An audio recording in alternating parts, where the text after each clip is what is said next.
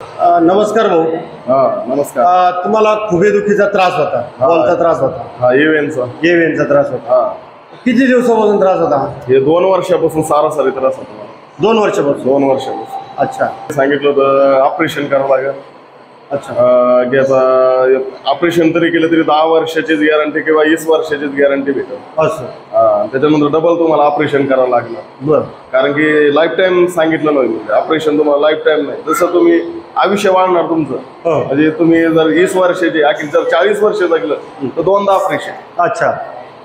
असं तुमच्या बंधूचं बी ऑपरेशन केलं, त्यांची काय अवस्था झाली? त्यांचं पण ऑपरेशन झालं, पण ते सारासारी त्यांनी पण आम्हाला 20 वर्षाची गॅरंटी दिली, पण ते 5 वर्ष पण टिकलं नाही. 5 वर्ष पण टिकलं नाही आपण. काय झालं त्यांना? त्याच्यामध्ये ते जाग्यामध्ये ते जखम तयार झाली, डबल पाणी तयार व्हायला, पाणी तयार व्हायला, जखम तयार झाली. मग त्याच्यामुळे ते आम्ही जे पार्ट टाकला होता बॉल काढून टाकला, डॉक्टरला डबल ऑपरेशन करून आता बिगर बॉलचं आहे. आता बिगर बॉलचं आहे. बॉल मग आता ते चालताच येत नाही. काय काठीवर चालते ते पाय, मग पायाला काही आधार काय दुसरं? काय नाही, दुसरा काय आजार नाही कधी काय. बरं. पण हे कसं नॅचरल आहे. आणि इथं माझ्यासारखा जर पेशंट असेल तर त्यांनी यावा, एक वेळ ट्रीटमेंट घेऊन पहा, अनुभव आल्यावर डबल या.